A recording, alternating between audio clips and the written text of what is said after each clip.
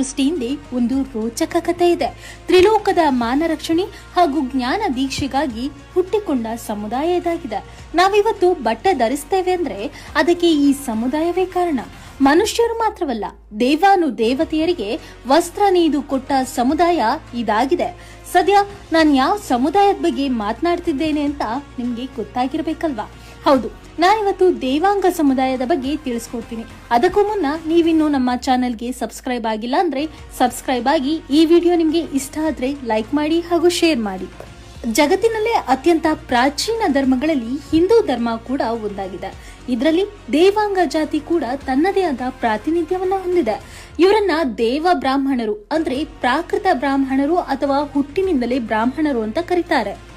ದೇವಾಂಗ ಸಮುದಾಯದವರು ಕೇವಲ ಬಟ್ಟೆ ನೇಯಲು ಮಾತ್ರ ಪ್ರಸಿದ್ಧಿ ಹೊಂದಿರಲಿಲ್ಲ, ಯುದ್ಧಗಳಲ್ಲೂ ಕೂಡ ತಮ್ಮ ತಾಕತ್ತನ್ನ ತೋರಿಸಿದ್ದಾರೆ.